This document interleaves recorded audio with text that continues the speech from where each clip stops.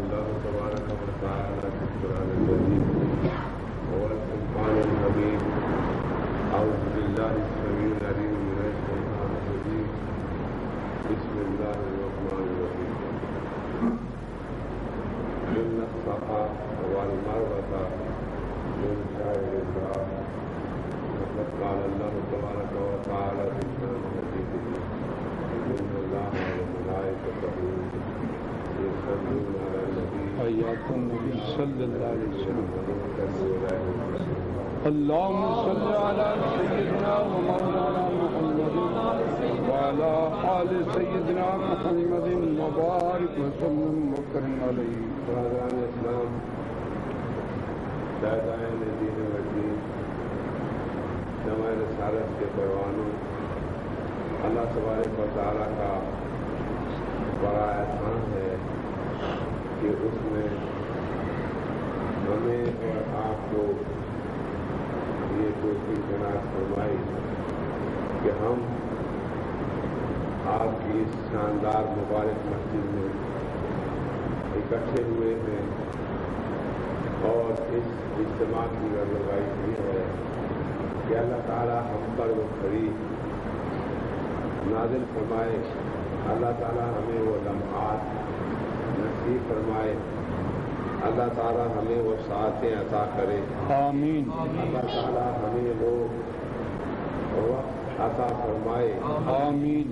جس وقت میں ہم اللہ کی اور اس کے رسول کی صلی اللہ علیہ وسلم. آمین. اس دنیا میں دنیاوی زندگی کے علاوہ اخروی زندگی، دنیا کی زندگی میں بہت سے اسباب وابستہ ہیں اور اخروی زندگی کے لیے بھی بہت سے اسباب وابستہ ہیں. دنیا کی زندگی کے لیے دنیا کے فرائض ادا کرنے ہوتے ہیں اور اخروی عظمت کے لیے، اخروی عزت کے لیے، اخروی نجات کے لیے وہ اسباب ضروری ہیں جن اسباب سے اخروی عزت حاصل ہوتی ہے.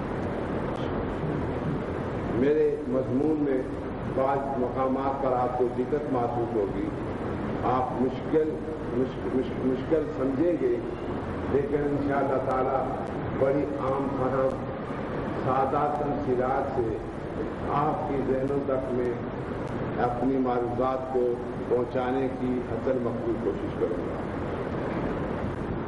اللہ تبارک و تعالیٰ نے مخلوق میں اعلیٰ مخلوق اسی کو قرار دیا جو دنیا میں رہ کر اچھے کام کرتے ہیں، ہمیشہ نیکی کی طرف گامزن رہتے ہیں اور ہمیشہ نیکی کے گہوارے میں ہی زندگی کو بسر کرتے ہیں. ان کا گہوارہ نیکی ہوتا ہے اور نیکی ہی میں وہ زندگی بسر کرتے ہیں. اور بے شک و بلا شبہ جو لوگ نیکی کی زندگی بسر کرتے ہیں وہ نیکی ان کے لیے فائدہ رساں نہیں ہوتی، بلکہ اڑوس پڑوس میں، اپنے ہم وطنوں میں، اپنے پڑوس کے رہنے والوں کو، اپنے برادری کے رہنے والوں کو، اپنے قبیلے والوں کو گویا کہ یہ نیکی جو ہے پھیلتی ہم وطنوں تک پہنچ جاتی ہے اور نہ جانے اس کے کتنے کتنے فائدے کہاں مرتب ہوتے ہیں. تو انسان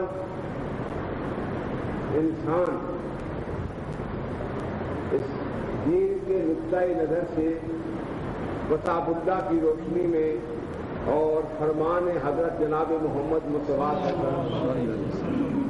آپ کی اس فرمان کے تحت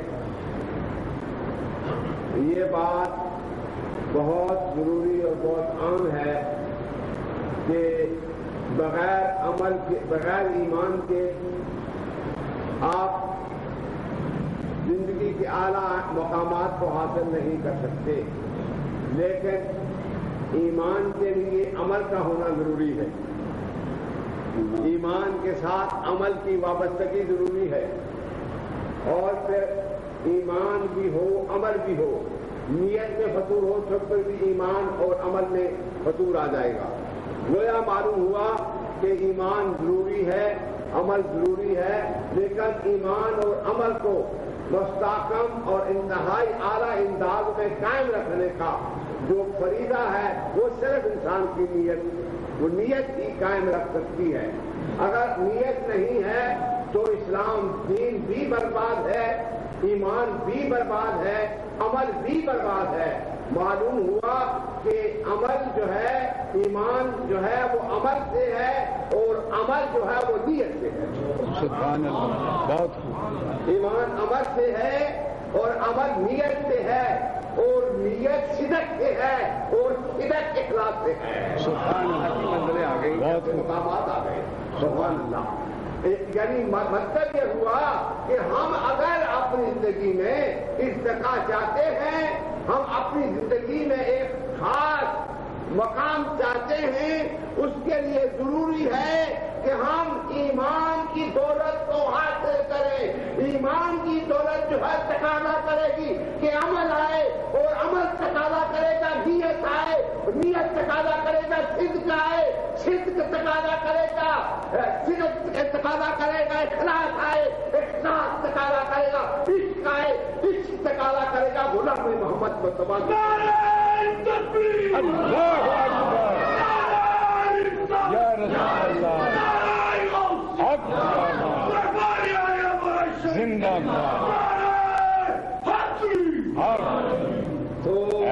ہاں یہ بات کہ ایک وسیع و عریض مقام ہے۔ بسا اوقات آپ نے دیکھا ہوگا کہ کتابیں جو پیچھے اس سے پہلے جو بے شمار بڑے بڑے اچھے لوگ عمل والے اس دنیا میں تشریف لائے، بہت عمل کیے، راتوں جاگتے رہے، لیکن ان تمام متاع کو جو مدت مزید بڑی محنت شاخہ سے انہوں نے سمیٹی تھی، وہ ان سے وہ معروف ہو گئے، وہ نہایت ہی قیمتی متاع، قیمتی خزانہ جو مدتوں سے وہ سمیٹ رہے تھے وہ برباد ہو گیا۔ اس لیے برباد ہوا کہ ان کی نیت میں پہلے کمزوری واقع ہو گئی تھی، نیت کے فطور نے برسوں کی پونجی جو ہے، برسوں کی پونجی کو برباد کر ڈالا۔ تو یہ بات بڑی اہم اور ضروری ہے کہ اللہ تبارک و تعالیٰ نے یہاں پر یہ شرط لگا دی، یہاں پر اللہ تبارک و تعالیٰ نے اصول مقرر فرما دیے، اللہ تعالیٰ نے قاعدے کو متعین فرما دیا کہ اگر آپ ان قاعدوں اور ان طریقوں کو اختیار کریں گے تو کوئی وجہ نہیں ہے کہ آپ کو وہ مقام نصیب نہ ہو، کوئی وجہ نہیں ہے کہ آپ کو وہ مرتبہ نصیب نہ ہو، کوئی وجہ نہیں ہے کہ آپ کو وہ قرب اور وہ لذت نصیب نہ ہو جو اللہ تبارک و تعالیٰ نے اپنے پیارے مقرر اور اچھے رقم بزرگوں کے لیے مقرر اور مخصوص فرمائے ہیں۔ اس لیے اللہ تبارک و تعالیٰ نے، میں آپ کو یہاں یہ بات بتا دوں گا کہ جب کسی انسان کی دل کی دنیا میں ہر غیر چیز مٹ جاتی ہے، ہر غیر چیز اس میں سے ختم ہو جاتی ہے، تو ہمارے اشعار اور ہمارے خاص باطن لوگ فرماتے ہیں کہ جب وہ دل جو ہے غیر سے پاکیزہ ہوتا ہے، وہاں پر حق آ جاتا ہے، جہاں پر حق آتا ہے وہاں پر عشق کا ڈیرا ہوتا ہے، جہاں عشق کا ڈیرا ہوتا ہے وہاں پر ذکر ہوتا ہے، اور جہاں پر ذکر ہوتا ہے وہاں پر بصیرت ہوتی ہے، اور جہاں پر بصیرت ہوتی ہے وہاں پر کمال ہوتا ہے، اور جہاں پر کمال ہوتا ہے وہاں پر صراط مستقیم ہوتا ہے، اور جہاں پر صراط مستقیم ہوتا ہے وہاں نسبت رسولی وہاں نسبت رسولی ہوتی ہے، حضور علیہ السلام کی نسبت ہوتی ہے، اور جس کو رسول اللہ کی نسبت نصیب ہو جائے اس کے گرد اللہ تبارک و تعالیٰ کی رحمت محیط ہو جاتی ہے، اور جب رحمت محیط ہوتی ہے وہاں پر کوئی غیر طاقت اس مقام پر کبھی نزدیک نہیں آ سکتی، کبھی وہ چیز اس کے قریب نہیں آ سکتی۔ اسی لیے جب ہم نے یہ کہا کہ دل سے غیر مٹا حق آ گیا، خواجہ غلام فرید کوٹ پٹھن والوں نے کیسی بات کہی، خواجہ غلام فرید کوٹ مٹھن والوں نے وہ اس کی کافیاں بیان کر کے اسرار و رموز سیاسی باتیں کر گئے ہیں. مولانا روم نے برسری کو لے کر اسرار الہی کا ایک بیش بہا خزانہ سرکار دو عالم کی امت کے لیے چھوڑا. حضرت خواجہ غلام فرید فرماتے ہیں کر صاف تو میرا دل دا. فرماتے ہیں کر صاف تو میرا دل دا قد افلاح من تزکا. قرآن کا حکم آ گیا. لازمی بات یہ ہے اور ضروری بات یہ ہے کہ تم اپنے میں وہ پاکیزگی اختیار کرو جو قرآن مقدس نے تعلیم فرمائی ہے, جو قرآن حکیم نے تعلیم فرمائی ہے. حکمت سے مراد یہ ہے کہ ہر مولد چیز سے بچ جانا اور ہر تقویت دینے والی چیز میں داخل ہو جانا. تو قرآن کی حکمت سے مراد یہ ہے کہ شیطان کے حملے سے بچنا, اور حکمت سے مراد یہ ہے رحمت الہی کے گوش میں آ جانا. سبحان اللہ. گوش میں آ جانا. سبحان اللہ. سبحان اللہ. اس سلسلہ میں حضرات کے سامنے یہ سب باتیں مجاہدے سے حاصل ہوں, زمینیں سجدوں سے بسا کر حاصل ہوں, اذکار سے حاصل ہوں, حسن معاملہ سے حاصل ہو, مخلوق سے نیکی کرنے میں حاصل ہو, یہ سب چیزیں حاصل ہوں, یہ سب مقام حاصل ہوں, یہ سب باتیں حاصل ہوں, یہ سب کیفیتیں حاصل ہوں. ان سب کیفیتوں کے ایک طرف رکھ دو, اپنے عمل کو ایک طرف رکھ دو, اپنے ذکر کو ایک طرف رکھ دو, اپنے مخلوق کے ساتھ حسن معاملہ ایک طرف رکھ دو, اپنے تمام مجاہدے اور راستے ایک طرف رکھ دو, اللہ کی طرف جو انعام ہوا اس کو بھی ایک طرف رکھ دو. ان سب چیزوں سے بھاری ایک اور چیز ہے سبحان اللہ, جس کی طرف میں آپ کی توجہ مبذول کرانا چاہتا ہوں, جس کی طرف میں آپ کی توجہ مبذول کرانا چاہتا ہوں. مجاہدے آپ کے اپنے ذاتی مشاہدات ہیں, اپنے ذاتی ریاضت کا نتیجہ ہے, اپنے ذاتی مجاہدے کا نتیجہ ہے, اپنے ذکر کے بلبلے کا نتیجہ ہے, عبادت میں سوز و حضوری کا نتیجہ ہے. وہ سب چیزیں عنایات الہی کا مجموعہ بن کر آپ کے وجود میں مرتسم ہو جاتی ہے. وہ سب ایک طرف رکھی جائے. کیا کمال ہے, نہ مجاہدہ کیا ہو, نہ ریاضت کی ہو, نہ ذکر کیا ہو, نہ بندگی کی ہو, تو وہ چیز مل جائے. فرمایا کہ وہ سب چیزیں ایک طرف ہے, خدا کا فضل ایک طرف ہے. خدا کا فضل جب آتا ہے نہ مجاہدہ کام دیتا ہے, نہ عبادت کام دیتی ہے, نہ اذکار کام دیتے ہیں. اگر یہ بات ہوتی تو صادقہ جو اللہ کے راستے پر جانے والے ہیں وہ اتنی وافر روشنی لے کر گئے کہ راستوں کو منور کرتے گئے, یہاں تک کہ وہ گڈریا جس کو خداوند تعالیٰ کی آشرا کا الگ بھی نہیں آتا تھا, ان کے صدق کا نور جو ہے اس گڈریے پر جب پڑا تو گڈریے نے دیکھ لیا کہ یہ قدم جا رہے ہیں اور سیدھے راستے پر جا رہے ہیں, رحمت الہی کو روکنے کے لیے جا رہے ہیں. لہذا وہاں گڈریے کا مجاہدہ نہیں تھا, گڈریے کی زیارت نہیں تھی, گڈریے کے اذکار نہیں تھے, بلکہ آن واحد میں ایسا نور رحمت ہوا, ایسی روشنی سے عطا ہو گئی. اور ہم یہ کہیں گے کہ یہ وہ لوگ تھے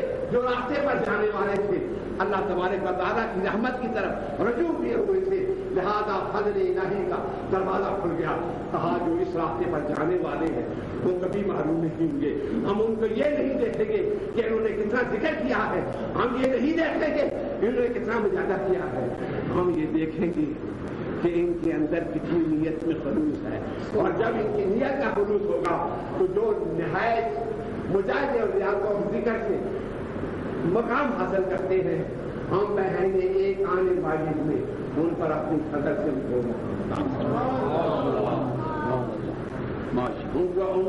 پر اپنی قدر سے اپنا قدر سے ان پر آپ مجھ سے آپ سوال کر سکتے ہیں. آپ کو یاد پہنچتا ہے بہت بڑی دلیل, بہت بڑا دعویٰ ہے. ایک انسان کی پرسوں کی خلوص نیت کی کمائی, مجاہدہ ریاضت الذکر وہ مقام لے گیا, اور ایک شخص جس نے مجاہدہ کیا ریاضت نہیں دی آغوش فضل الہی میں آ گیا, منزل پا گیا جو منزل ریاضت اور مجاہدے والے نے. کیوں ہوا؟ اس لیے کہ اللہ اپنی شان میں استغنائی رکھتا ہے، اللہ اپنی شان میں کبریائی رکھتا ہے، اللہ اپنی شان میں عظمت رکھتا ہے، اللہ اپنی شان میں رفعت رکھتا ہے، اللہ اپنی شان میں کریمی رکھتا ہے، اللہ اپنی شان میں رحمت رکھتا ہے۔ لہذا استغنا کے لحاظ سے اور بے نیازی کی شان میں اللہ چاہے تو کسی گناہگار کو اعلیٰ مقام دے دے، اللہ چاہے تو کسی مجازی والے کو مقام۔ سبحان اللہ۔ اور اس سلسلہ میں حضرت علی حجوری گنج بخش داتا علی حجوری کی انتہائی لبریز عشق و محبت سے لبریز کرام کے متعلق آپ حضرات کے سامنے تھوڑا سا بیان کرنا چاہتا ہوں، تاکہ آپ اس کے نکات اور اس کے پہلو اور اس کے کیفیات سے آپ لطف اندوز ہوں، آپ کو اس کی کیفیت سے کچھ آپ کو حصہ ملے، اس کیفیت سے آپ کو کچھ روشنی حاصل ہو۔ حضرت داتا گنج بخش علی حجوری فرماتے ہیں کہ دنیا کے سب سے بڑا آرٹسٹ، بڑا ماہر فنکار جو شیشہ بناتا ہے، شیشہ ایک تو یہ ہوتا ہے جو یہ لگا ہوا ہے، نہیں، فرمایا کہ وہ شیشہ جس میں سامنے کوئی آ جائے تو اس کی صورت وہین میں ہی اس میں منعکس ہو جائے، ریفلیکٹ ہو جائے، اس میں اس کی صورت ظاہر ہو جائے، اس کی صورت معلوم ہوا کہ صاحب کمال شیشے میں ایسا مسالہ لگاتے ہیں کہ پہلے تو وہ کامن گلاس تھا، لیکن اب وہ میرر ہو گیا ہے۔ میرر کے معنی ہے کسی مقابل چیز کو اسی شکل میں جس شکل میں وہ اس کے سامنے ہے اس پر آ کر تشریح سمجھ آئی آپ کو؟ میرر کی، شیشے کی، آئینے کی تصویر آپ کو سمجھ آئی ہے؟ اس کے مقابل میں جب آیا، آئینے کے مقابل میں آیا تو اسے صورت نظر آئی۔ حضرت داتا علی حجوری فرماتے ہیں، حضرت روشی پڑھ کے بڑی اعلیٰ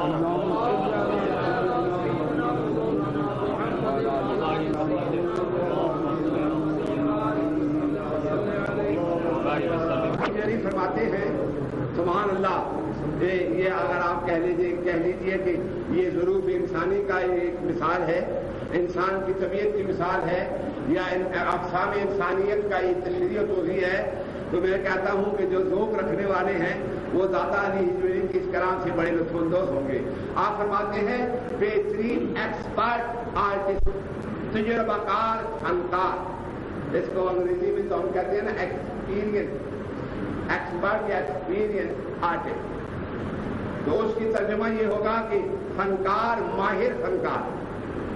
ماہر فنکار شیشے کو آئینہ بناتا ہے، لیکن حضرت داتا علی حجوری فرماتے ہیں ماہر فنکار یہ جو شیشہ ہے اس کو آئینہ بناتا ہے، لیکن ماہر فنکار کا ایک اور کام بھی ہے، لوہے کا ٹکڑا اسے دے دو، اس پر ریگ مار کر اس میں ایسی چمک پیدا کر کے کہ وہ بھی آئینہ ہو جائے گا، وہ بھی آئینہ ہو جائے گا۔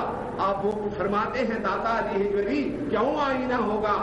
اس لیے کہ وہ لوہا تو جب دھات نکلی ہے، کان سے نکلی ہے، کاریگر کے ہاتھ میں آئی ہے، اس نے ٹکڑے میں جلوہ گر کی ہے، اور جب ٹکڑے میں سے جلوہ گر کی ہے تو وہ ٹکڑا سیاہ ہوتا ہے، اور اس کی آنکھ دیکھتی ہے کہ جب سیاہ پردے اٹھائے جاتے ہیں نیچے سے چمک پیدا ہوتی ہے۔ اس میں تصوف کا نقطہ ہے، یہ وہ پتھر سیاہ، وہ لوہا سیاہ ہے، لیکن ریگ مار ماہر حکیم نے، ماہر آرٹسٹ نے، ایکسپیرینس آرٹسٹ نے اس آئینہ بنانے میں اس نے کہا لوہا تو لوہا ہے، لیکن میرے فن کا کمال دیکھ کہ تیری تمام سیاہی کو دور کر کے تیرے پردوں کے اندر پوشیدہ جو چمک اور دماغوں سے عیاں کر کے آئینہ بنا دیا۔ اسی طرح سے جس طرح ایک سیاہ ٹکڑے کو ایک کاریگر اس کو سیکل کر کے آئینہ بناتا ہے، فرمایا کہ لوہا جو ہے اس سے بھی سخت، ایک پاپی گناہگار گمراہ کا دل اس سے بھی سخت ہوتا ہے، اس سے بھی سیاہ ہوتا ہے، لیکن جب کسی کیمیا کے انا کے خاک راہ بنظر کی میاں حضرت شیرازی شمس الدین شیرازی شیراز سے بولتے ہیں، آپ کا کلام مینا و ساغر ہے، شراب کی کیفیت ہے، لیکن وہ شراب نہیں ہے جو دنیا میں انسان کو اپنے عقل و شعور سے معلوم کر کے اسے واحیات قسم کے کلمات اس کے زبان سے نکلے. فرمایا کہ یہ شراب اس کے رائی ہے جس پر طاری ہوتی ہے. یہ الست کا نشہ ہے. جب الست کا نشہ چڑھتا ہے کالو گلاب کی خوشبو آتی ہے. سوچ لیا کہ آپ اس مسئلے کو آپ کسی صوفی کا کوئی شخص ہوتا تو اس مقام کو سمجھتا. الست کی شراب سے مراد یہ ہے کہ اللہ تعالیٰ نے عہد فرمایا کیا میں تمہارا پروردگار الست بربکم کیا میں تمہارا پروردگار نہیں ہوں. آگے سے مقدس اور رفیع اعلیٰ اور پارا روح نے کہا تائید محمد مصطفیٰ کی تو کے ساتھ کہا قالوا بلا بے شک تو ہمارا رب ہے. فرمایا کہ اس کائنات میں الست بربکم کی آواز گونج رہی ہے اور جس خوش نصیب کی آواز اس آواز کے ساتھ ٹکراتی ہے خدا ان کے تعالیٰ قالوا بلا کی خوشبو اس کے دل میں نازل فرما دیتا ہے. آپ اس سلسلے میں حضرت داتا گنج بخش علیہ نے فرمایا کہ سخت دل کو گر تو سنگے مارا ہو گر تو سنگے کھارا ہو مرمر شبی. حضرت مولانا روح فرماتے ہیں بے شک تو بہت سخت ہے سنگے کھارا سے بھی